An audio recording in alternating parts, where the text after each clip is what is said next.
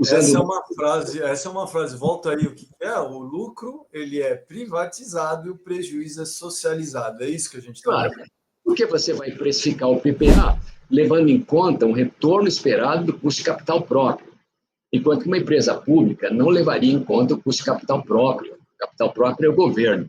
Então, você naturalmente tem que precificar isso e vai ter um preço mais alto. Mas como contrapartida desse preço mais alto, você vai assumir certos riscos. Ora, quando eu pego um preço mais alto e quando o risco acontece que eu quero jogar no consumidor, isso volta ao passado. Isso é um retrocesso. Você pode fazer um enorme malabarismo semântico, mas no fundo, o que o pessoal está querendo é quase como um encargo de capacidade para a capacidade instalada que existe ou que vai ser considerada, que vai ser construída, que já está sendo construída, pensando que lá na frente vão ter uma compensação. Isso é um sinal muito perigoso, digamos assim, Mauro, num momento em que o setor elétrico se torna cada vez mais complexo, em que o sistema de formação de preço aderente a uma realidade de operação cada vez mais complexa, porque tem cada vez mais fontes, às vezes com dificuldade de você ter flexibilidade, você trabalhar com fontes não despacháveis. Ou seja, isso é um sinal perigoso dentro desse contexto? Eu diria que muito perigoso. É um conceito que se chama o moral hazard. Significa que, em havendo tantos incentivos que existem para que os agentes tomem uma decisão de investimento, incentivos distorcidos, eles vão correr riscos maiores que seriam desejáveis num modelo eficiente. Por exemplo, se eu vou construir uma usina solar e eólica agora, eu tenho a perspectiva de que esse assunto vai ser resolvido no tapetão ou no Congresso. Eu já vou construir, porque eu sei que se eu for curtailed, eu vou ser compensado. Então, isso vai determinar o comportamento futuro dos agentes. É um moral hazard. É um perigo. É um perigo porque não afeta só o passado, ele dá sinais para o comportamento futuro. E aí isso entra numa bola de neve. Quanto mais você investe nessas tecnologias, mais você vai ser curtailed. Existe uma diferença entre o curtailment médio e o curtailment incremental. O médio é o que existe hoje. Você pega a produção e vê quanto é que foi o curtail, divide um pelo outro, é o curtailment médio. Incremental é a próxima capacidade que for instalada, quanto ela vai ser curtailed. Se você fizer uma conta, uma estimativa, os valores de curtailment incrementais são muito superiores ao médio. Significa, Roberto, que se você instala uma planta de 1 gigawatt, e você sabe que 20% dela, daquela planta, vai ser curtailed, você está jogando 20% daquela capacidade no lixo. A sociedade está jogando. O sujeito vai ser compensado, ele vai continuar construindo mais e mais plantas de 1 gigawatt. Mas a sociedade está perdendo, você está dando sinais equivocados, você está permitindo que os agentes tomem um comportamento mais agressivo, porque eles sabem que não vão assumir o risco. Em geral, agressividade envolve assunção de risco, mas a agressividade sem assunção de risco gera esse efeito. Mais capacidade está sendo construída, mais curtailment você terá. Isso aí é uma bola de neve, até que alguém chega e diz, basta, pessoal. Mauro, me fala uma coisa. Você que acompanha muito, você estava em Cabo Verde, você está sempre viajando pelo mundo com alguns projetos. A gente, quem acompanha o mercado europeu, viu que o mercado europeu, ano passado, bateu recorde de preços negativos. A gente está vendo no mercado dos Estados Unidos, Texas, republicano, e Califórnia, democrata, dois exemplos emblemáticos do avanço das renováveis e da bateria. A gente vê também na Alemanha leilão para fornecer tensão. São novos modelos de negócio que surgem mundo afora. Como nós vamos ficar nesse mundo? Se nós estamos. Como é que você vê? Nós vamos com um pezinho aonde? No pier e outro no bar? Como que nós vamos chegar? Porque vamos precisar de um sistema de formação de preço que estimule modelos de negócio competitivos e aderentes à realidade de operação, para que isso não seja um encargo de todos os consumidores? Como que você enxerga o setor elétrico brasileiro, precisando de flexibilidade? O ONS está com 74% dos recursos dele, não tem flexibilidade, ele fica amarrado, ele não tem ferramentas para operar. Como que a gente vai dar isso? Como que a gente vai criar modelo de negócio que pare de pé se toda hora o Estado está ajudando ou está tomando um risco que não é dele, ele está se apropriando de um risco de terceiro, que é risco de mercado. Como é que você enxerga nós chegarmos a esses modelos de negócio? Como que você enxerga? Como nós vamos chegar a eles ou a gente não vai chegar a ele? Essa pergunta é interessante. O nosso modelo de formação de preço, estou falando de atacado, né? O varejo, depois tem todos aqueles pendurucalhos até chegar no varejo. Mas vamos pensar no atacado, eu acho que é o que você está se referindo. Ele meio que já nasceu torto, em 97, 98. Porque naquela época não se tinha ainda experiência suficiente, muito menos na Inglaterra. A experiência era a seguinte: devemos ter um modelo de preço único, ou seja, um supermercado, que se chama modelo zonal, ou devemos ter tantos preços quantos forem os nós elétricos, que é o modelo Location Marginal Pricing, modelo nodal. Naquela época, a discussão era ainda a nível acadêmico. Os Estados Unidos defendiam a precificação nodal e a Europa definia a precificação zonal, e os ingleses, que eram da Coopers & Lybrand, defenderam, obviamente, a precificação zonal. Então, o Brasil entrou nesse modelo de 4 submercados. Você tem 4 preços e as transações são ajustadas em cada submercado, com os fatores de perda, mas basicamente são 4 preços para um país continental como o Brasil. Não, o Brasil não adota a precificação nodal, precificação zonal. Isso já começou torto. Eu lembro bem quando o Banco Mundial foi convidado pela então ministra Dilma para dar um suporte técnico nos leilões, nós trouxemos um papa da precificação nodal, que ainda hoje é o papa. É o cara que levou muita pancada por ter defendido a precificação nodal, e o tempo mostrou que ele estava certo. Era o Bill Hogan. E o Bill fez todos os cálculos e disse: olha, vai ser muito difícil o Brasil, nesse momento, considerando a urgência de implementar leilões, mudar o sistema de precificação, porque isso envolve mexer em MRE. Mas eu sugiro que, pelo menos para fim de adjudicação dos leilões, a gente simule um sistema de precificação nodal para adjudicação. Então, levasse em conta os nós elétricos. Você viria como o sistema vai expandir, aquelas usinas que estão solicitadas, coloca ali dentro e faz isso. Na verdade, o ONS faz isso. Quando o ONS calcula, ele calcula o preço sombra por cada barramento. Então, já existe, de uma certa maneira, o conceito a nível de operação, mas não existe a nível comercial. E o Bihoga, depois de fazer um belo trabalho, foi rejeitado por razões que eu diria refletir uma falta de compreensão da ministra Dilma, que ela confundiu precificação nodal de transmissão e precificação nodal de energia, ela confundiu as duas coisas. Ela realmente não olhou aqueles comentários com bons olhos. E o Bill Hogan saiu e disse assim, isso foi em 2004,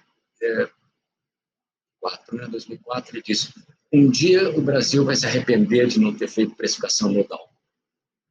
O Brasil já demonstra mais debilidades na sua precificação por causa disso. Vou te dar um exemplo. Esses geradores do Nordeste que estão sendo todos cortados, eles estão sendo cortados basicamente no mesmo submercado. E eles estão reclamando por que uns são cortados mais que outros. Porque, afinal, todos eles estão sujeitos ao mesmo preço. Estão sujeitos ao preço nodal, preço de submercado no mercado Nordeste. Mas tem toda uma lógica do ONS fazer isso. O ONS não pode fazer um corte linear, porque na hora que o ONS simula, é como se o ONS estivesse adotando uma precificação nodal para definir onde vale a pena você levar energia de um lado para o outro. Depende, obviamente, dos níveis de congestão de cada nó. Então, o ONS faz isso, mas isso não é uma coisa transparente. Todo mundo pensa: poxa vida, eu tenho que liquidar meus contratos ao PLD no Nordeste, estou sendo cortado. No fundo, nunca auditei os procedimentos do ONS, mas toda a lógica de operação econômica é usar quase que um preço nodal, que não se chama preço nodal. porque no Brasil e CCE são agentes diferentes. Nos Estados Unidos é a mesma coisa. Aqui a gente separou o preço de uma coisa, o preço da transação comercial, e o preço que é usado, o preço sombra, o preço custo e valor da água, que é usado para fins de despacho. Então aí você vê que não é de hoje, antes da CES, ele já nasceu torto. E isso foi ganhando corpo com corpo, com o tempo, o MR foi se tornando mais importante, mais consolidado nas posições dos agentes, e a gente chegou onde está. Hoje já existe quase um consenso de que o MRE não serve mais, mas o problema é como desatar esse, porque já existem direitos assegurados. Eu acho que desatar significaria você assegurar esses direitos, o que se chama grandfathering. Qualquer coisa que você mexa dali para frente tem que garantir os direitos dos contratos. Na hora que você introduz precificação nodal, você está criando um risco. Eu já estou fugindo um pouco de assunto. Agora faz um fast forward na situação atual. Situação atual dos renováveis e das renováveis eólicas e solares. Elas têm uma variabilidade de produção muito maior, estão dispersas numa zona geográfica única, mas que tem restrições de transmissão intra-submercados. Dentro daqueles submercados, você tem restrições de transmissão importantíssimas, que não são precificadas. Já tem aí uma outra distorção no preço, distorção do preço de mercado. Some-se a isso, eu acho que é só uma pedrinha no quebra-cabeça, a gente não deve jogar todas as fichas nisso aí. Some-se a isso o fato de que a gente tem alguns descontos na tarifa de transmissão, que a gente não tem ainda a precificação que se chama nodal. Só que, por favor, esse nodal que a gente fala em transmissão não tem nada a ver com nodal, que é uma coisa lá que reflete congestão, é preço. Nodal é preço de geração, e esse nodal é preço de transmissão. A gente tem uma situação em que você está dando descontos,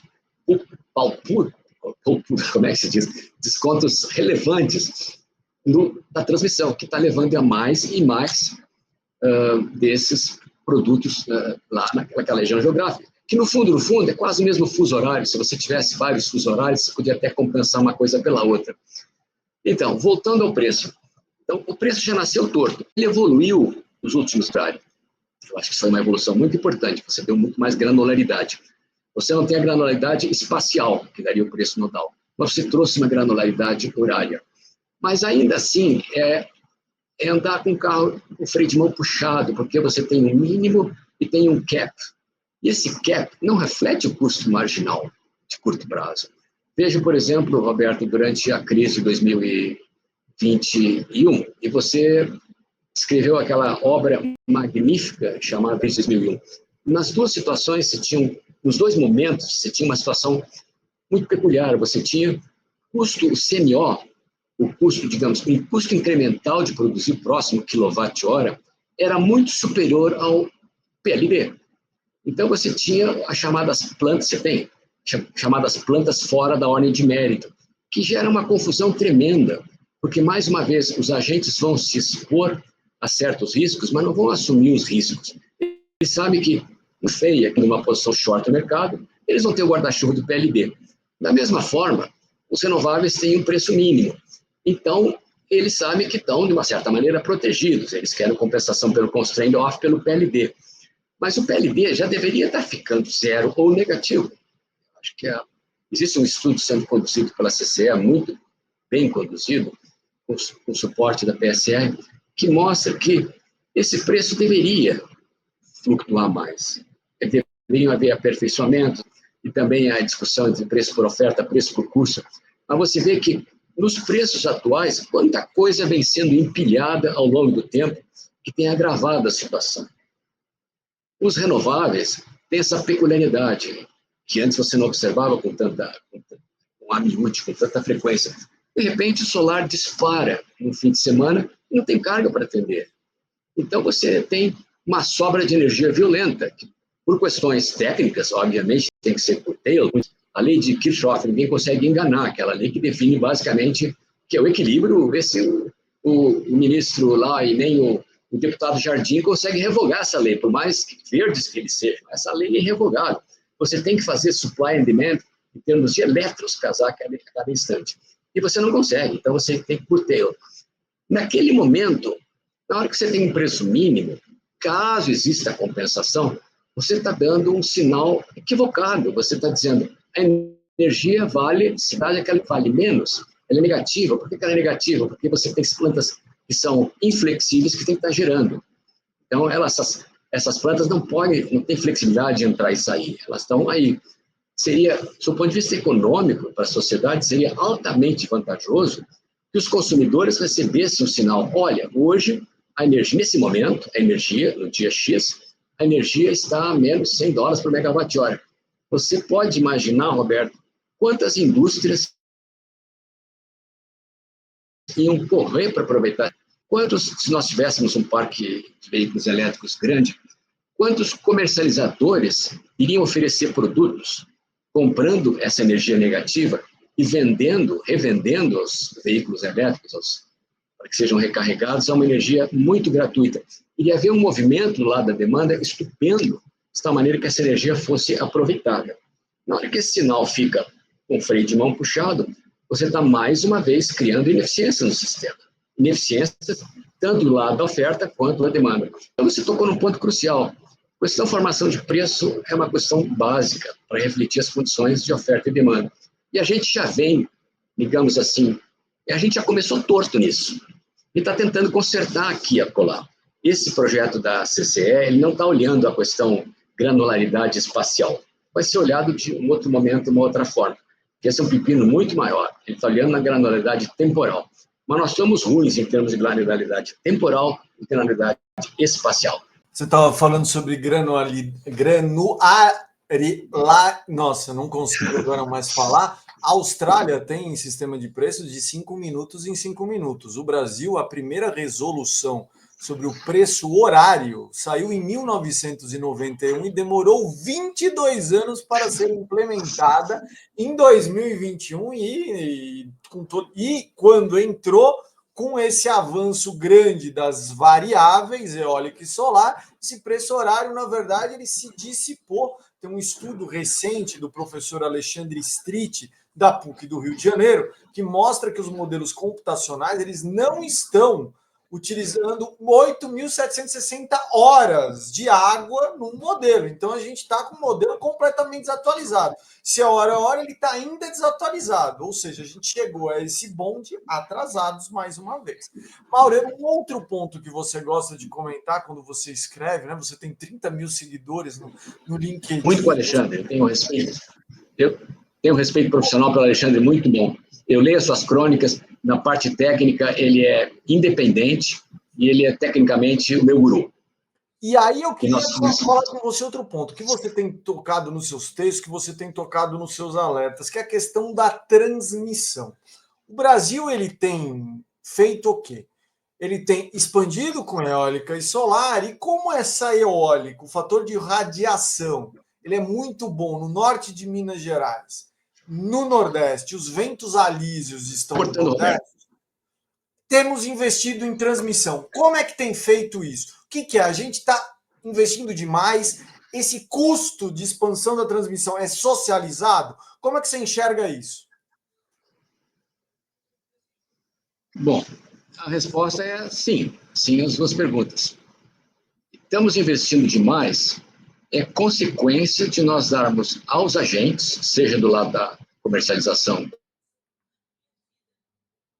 quanto do lado da produção, podem vir para cá. Se todos vierem para cá em massa, como um bando, todos vocês vão ter direito a um desconto substantivo no sistema de transmissão.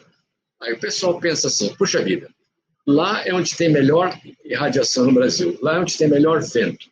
Por que eu vou me cansar de botar no centro de carga, produzir 20% a menos, se eu posso colocar lá e depois o governo vai construir a transmissão? Aí é uma das coisas que eu chamo o nosso mercado de mercado, porque o custo de transmissão não foi devidamente internalizado no preço. A gente ainda tem a socialização dos custos de transmissão, porque esse excesso de capacidade que vai ser necessário para atender todas essas cargas que vão se movendo como uma horda para um lugar que não é econômico, quer dizer, para eles porque eles só enxergam uma parte. Quando eu digo lugar não é econômico, desculpe, deixa eu qualificar, não nos níveis que se está construindo. Claro que o Nordeste existe um planejamento ótimo no Brasil, uma quantidade boa, mas que a gente passou do ponto. e passou do ponto e concentrou geograficamente, porque a transmissão era barata. Aí, com a transmissão barata, mais gente vai para lá. Aí você requer mais transmissão. E aí o círculo vai se mais ou menos, a profecia vai se autorrealizando. Por que ele é socializado? Devido a esses descontos. Esse pessoal não está pagando o custo da transmissão. O custo para construir e o custo para operar essa transmissão. Que a parte que não está sendo paga via tarifa de uso do sistema de transmissão, ela está sendo socializada. É parte do desconto, que entra depois numa das contas que a gente é tão pródigo em criar, que vão, obviamente, todas bater na porta do consumidor. Então, a resposta é sim. Estamos investindo demais porque estão dando o sinal errado. O sinal de, pessoal, venham para cá que aqui é melhor. Quem toma decisão, só toma decisão com base nos fatores de produção do local. Mão de obra barata, terra barata, sol abundante. E ficou um fator de produção que esse capital, a remuneração desse capital não entrou no preço. Por isso que eu acho que o nosso modelo de mercado, ele ainda deixa a desejar se ele realmente otimiza G mais T. Outro dia eu provoquei num grupo da Associação Nacional dos Engenheiros o seguinte: antes a gente tinha um planejamento centralizado. Os engenheiros do GCPS botavam na mesa opções de G, opções de T, na verdade, as opções de T quase praticamente da elétrica. Como é que eu minimizo essa equação? Obviamente que não era um procedimento perfeito, os governadores do estado desrespeitavam, faziam suas próprias usinas na base da coragem, mas tinha, pelo menos na função objetiva, aparecia G mais T, minimização de custos de capital, CAPEX e OPEX de G mais T. Essa era a função objetiva. Agora, qual é a nossa função objetiva? Não temos. Agora nós temos a expansão, com base no menor custo de geração, e temos a transmissão seguindo atrás, mais atrasada. Ela não existe uma coisa que junte as duas. A gente perdeu esse vínculo. E você acompanha essas discussões. Eu provoquei nesse grupo a seguinte pergunta: o que é pior? O que nós temos agora ou o que nós tínhamos no passado? Vamos voltar ao sistema de GCPS ou vamos tentar consertar o que nós temos agora? Eu acho que tem conserto que nós temos agora. É importante fazer com que o sinal de transmissão leve em conta esse preço, né? Quem está fazendo trading no mercado Nordeste tem que... E você deve ter acompanhado que as opiniões são divergentes. Alguns disseram, é melhor voltar ao passado, está tão ruim que não tem conserto. Eu ainda sou o cara que tem, nesse aspecto, eu sou otimista. Eu acho que tem conserto.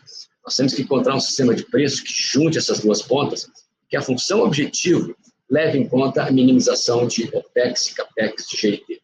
Hoje não faz isso. Querendo fazer só um pequeno comentário, Maurer, que tentou-se colocar um sinal locacional na tarifa, mas acabou criando-se uma resistência do Congresso, virou um problema e acabou em subjúdice e foi retirado da pauta, apesar de o assunto ter sido discutido em audiências públicas, consultas públicas pela ANEEL em 2 oportunidades. É que, na verdade, pensa bem, eu defendi ao início a criação de um pacote de reforma homogêneo e que tenha as peças no lugar, encaixando direitinho. Você manda um pacote desse para o Congresso, é muito difícil que algum outro comece a mexer. A mexida, se alguém mexer, vai cair o castelo.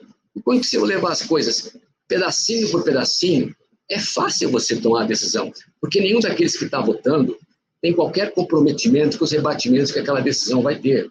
Não tem. A verdade é essa que não tem.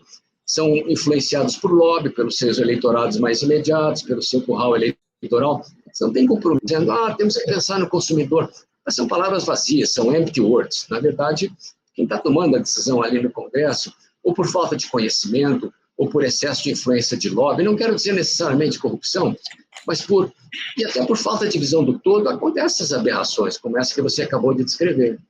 Não duvido que a questão do curtailamento acabe chegando lá, e que tem um deputado que levante essa bandeira do curtailamento, que barbaridade, o Brasil perdendo. Por sorte, a Abrajet já se deu conta, curtailamento não é só em renováveis, e temos que fazer dessa discussão também, queremos que isso aí seja olhado como um todo, porque o curtailamento de hidrelétricas é muito maior do que das renováveis solares e eólicas. Então, você vê que as decisões, não quero cair nesse refrão da tirania das pequenas decisões, vão sendo levadas lá. É muito mais fácil você influenciar um lobby quando tem uma coisa pedacinho. Aí é aquele negócio, você, em inglês, bate nas minhas costas, depois eu bato nas tuas. É uma troquinha. Se levasse um pacote homogêneo ali dentro, como foi o projeto Recebe, é difícil que esses lobbies possam mexer tanto assim, entende? Ah, tira esse telhado, tira essa alicerce, pum, cai a casa. É minha esperança, eu seja otimista demais. Maurer, se eu nomeasse amanhã você ministro de Minas e Energia, qual seria a primeira medida que você faria? Bom, eu procuraria um Paixão, procuraria um Peter Greiner, um trabalho de teoria como foi montado lá, que olhasse o todo de forma holística. Já o banco emprestou recursos para o Recebe. As próximas intervenções foram sendo feitas de uma maneira pontual. E aí a gente vai perdendo a noção do todo. A gente vai começando a tratar em coisa de pipoquinha. Então, as pessoas que tivessem integridade, que tivessem capacidade técnica, que tivessem o poder de olhar o todo. Esse poder de olhar o todo seria, então, do desenvolvimento de um plano que seria contratado, então, depois Desculpa, eu inverti a ordem. O Peter Greiner não tinha consultoria quando ele fez aquele sistema de referência. Ele tinha o seu conhecimento, mas ele se valeu muito do setor privado, público na época, também de potenciais investidores e no ministério, tinha uma equipe de peso. Ele montou um termo de referência que em si já era holístico. E ele queria contratar uma empresa que olhasse tudo aquilo, e dizer, olha, tem mais coisa que tem que ser colocada nesse termo de referência. Eu começaria por aí, essas 3 coisas. Montar um termo de referência. Eu digo termo de referência porque sozinho não se faz isso. A gente não faz com 10 decretos em 3 meses. O que foi feito na época do governo anterior, pelo pessoal técnico do MME, é louvável.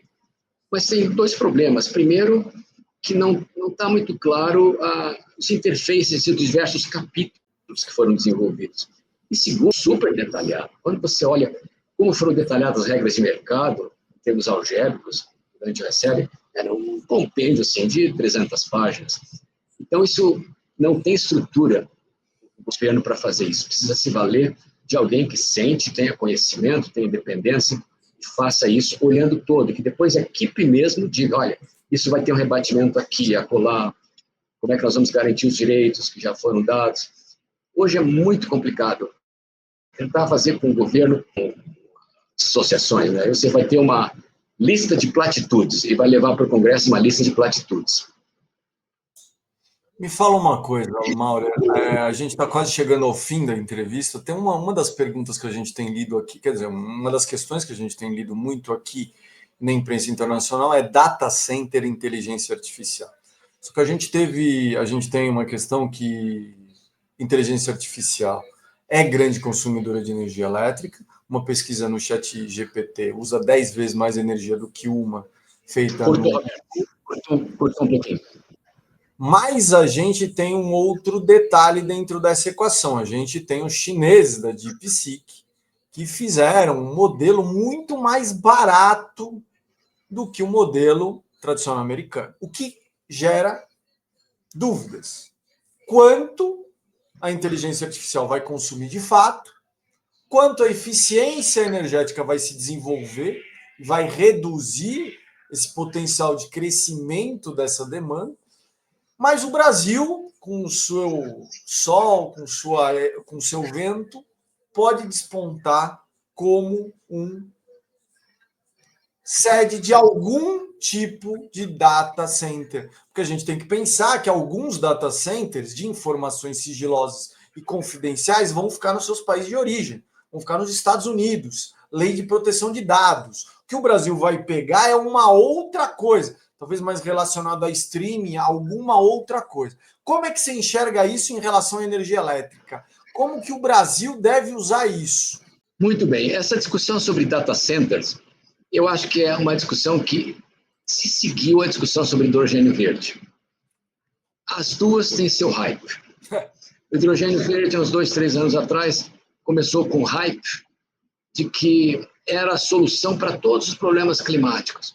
e que o Brasil conseguiria produzir a $1 por quilograma lá pelo ano 2030. E isso foi alimentando o discurso das políticas públicas e começou a ser aceito assim, at face value. Ninguém discutia.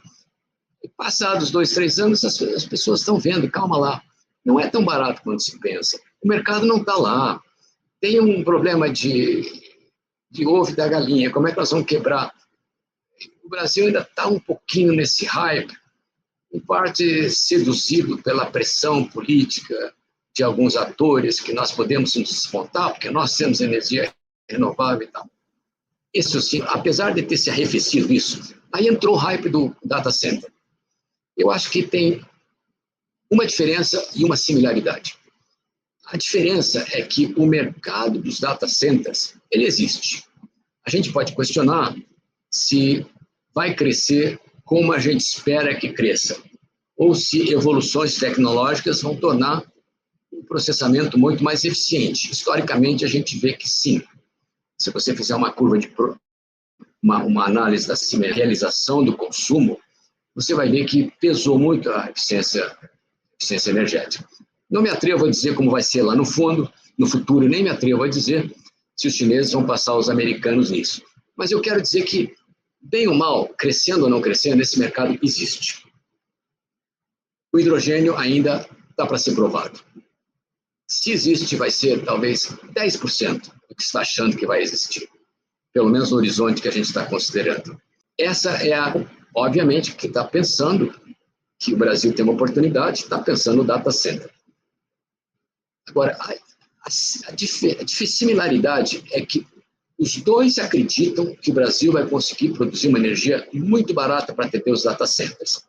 E justificam com argumentos do tipo, olha, a gente tem toda essa energia renovável, nós temos sol, um pouco poético até, nós temos vento, nós temos isso, temos aquilo, olha, está sobrando energia, olha quanto curtailment está existindo e tal. Aí você fica pensando, Roberto, assim, essas cargas, em linhas gerais, vamos abstrair um pouco do efeito demand side management, do demand response, que elas podem, obviamente, agregar. Essas cargas, elas têm uma natureza 24 horas, 7 dias por semana. Incluindo, se você olhar os dados que a Fortescue apresenta, em termos de produção e em termos de capacidade, está implícito aí um fator de geração de 95%. Ela para e olha lá, está implícito que é 24/7, 365 dias por ano.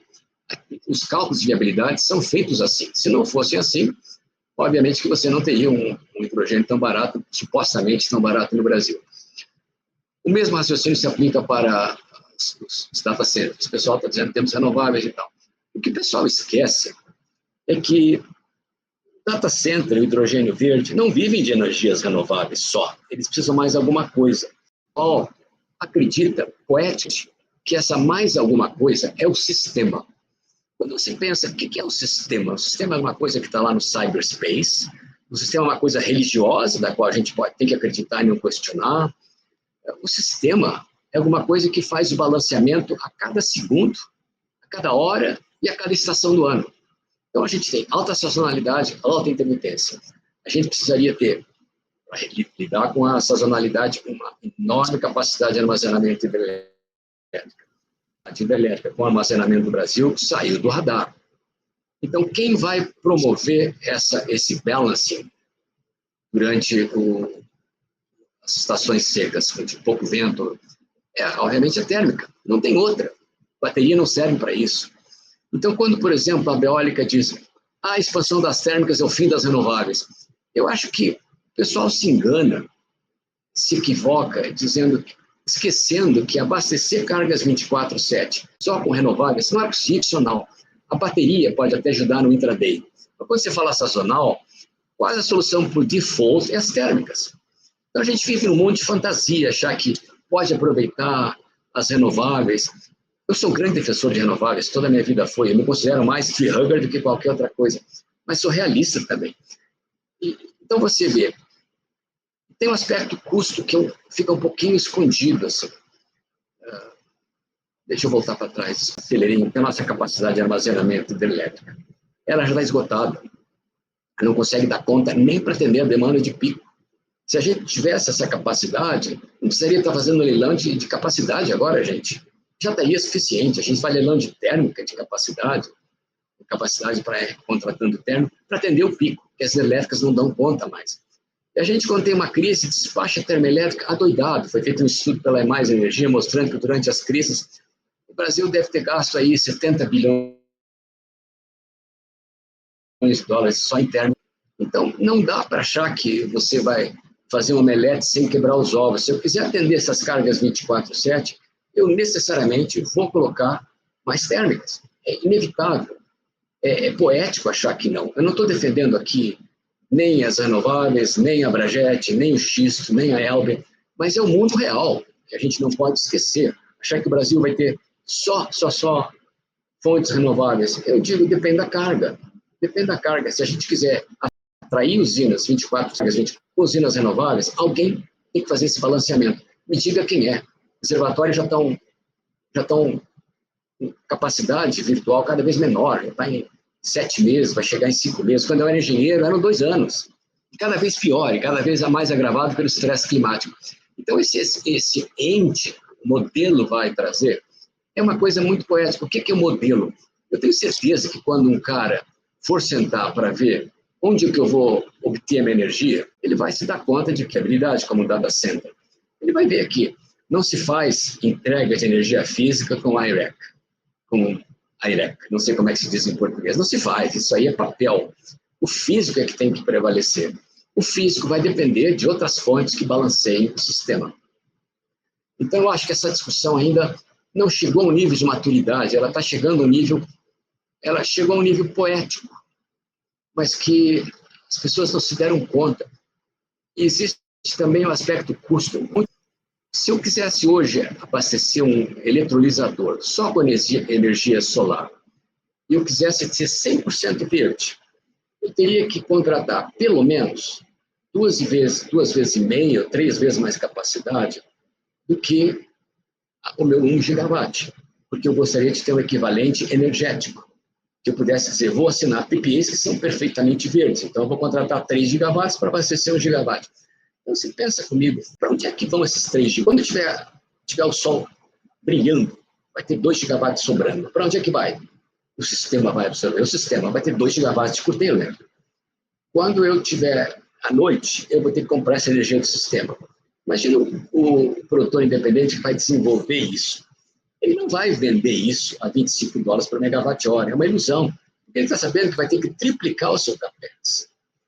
Ele só venderia por $25 por megawatt-hora se ele tivesse certeza que as suas posições long, ou seja, quando está gerando 2 gigawatts a mais, vão ser precificadas ao preço do PPA e ele vai conseguir comprar no mercado, quando for à noite, ao preço do PPA. Aí você vai dizer, então sim, a gente pode entregar energia, somos competitivos, posso entregar energia a $25 por megawatt-hora. Esse $25 por megawatt-hora é uma outra ilusão, é uma ficção que a gente coloca na cabeça. Se você imaginar a produção solar como sendo uma curva de sino, é aquela energia que custa $25. Mas para entregar 24/7, elas vão ter que preencher os 2 outros buracos. E esse sujeito que instalou 3 gigawatts de capacidade vai ter que vender essa energia, porque ele vai ter acesso à capacidade.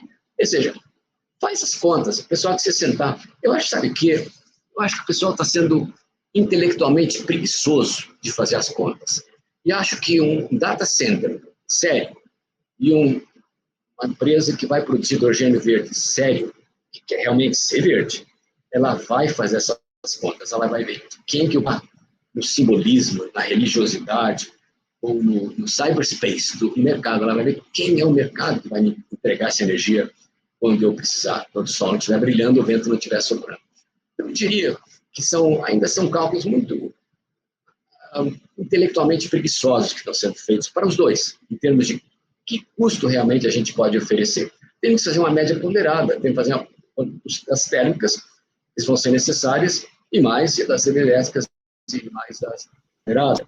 Você pode até fazer um massageamento contábil. Você pode dizer, essas térmicas que forem colocadas agora, porque eu coloquei mais 1 gigawatt de eletrolisador, vamos dividir entre todo o sistema. Pode. Você pode socializar isso. Pode até, por ficção, por massagem, achar que, então, essas térmicas, só uma partezinha vai ser atribuída àquele eletrolisador. Mas isso é um gimmick, não, isso não é uma coisa real. Isso significa empurrar o custo do eletrolisador para o consumidor, um pouco no mundo de fantasia. A gente tem que sentar, pensar nisso. Esses elementos que eu estou te colocando tem que estar na mesa. Pessoal, qual é o IPP que vai oferecer 3 gigawatts a $25 por megawatt-hora? Sabendo que vai ter posições long e short que vão ter que ser liquidadas no mercado. Acho que o Maurer coloca os alertas sobre os 2 hypes que a gente tem escutado, sobre data center e sobre hidrogênio verde. Sobre data center, os Estados Unidos, algumas empresas grandes, firmaram contratos de energia firme, seja com térmicas, seja com nucleares. A Microsoft reativou a usina de Three Mile, que foi até palco de um acidente nuclear lá nos anos 70, no fim dos anos 70 nos Estados Unidos, mas buscaram essa energia firme. Aqui o Maurer acaba colocando, cuidado, porque senão esse custo a mais, como ele começou com o curtailment, ele vira socializado. Como ele disse num trecho dessa entrevista, o lucro é privatizado, o prejuízo socializado. E quando eu escuto o Maurer falar isso, só o último comentário, depois o Maurer faz esse último comentário, é que eu fico, se o hidrogênio verde e o data center são hope, nós vamos precisar criar demanda para esse excesso de energia, ainda mais que a gente está discutindo um leilão a -5 agora. E aí, Maurer, o país vai ter que crescer? Como que nós vamos atender a esse excesso de oferta hoje? Bom, eu vou finalizar com um pouco de humor, não, porque senão a gente só fala em coisas ruins e parece um pouco trágico. A gente tem a ambição de 30 gigawatts. Eu acho que cada dia, dependendo do pé em que um governador do Nordeste levanta, se é pé direito ou pé esquerdo, são mais 5 gigawatts que entram na conta.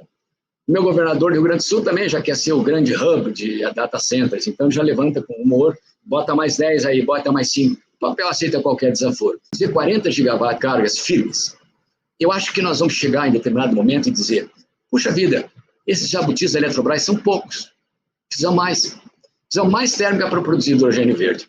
Vamos chegar nesse contrassenso. Eu estou colocando assim de uma forma jocosa, irônica, mas em algum momento não fiz os cálculos, alguém vai ter que fazer.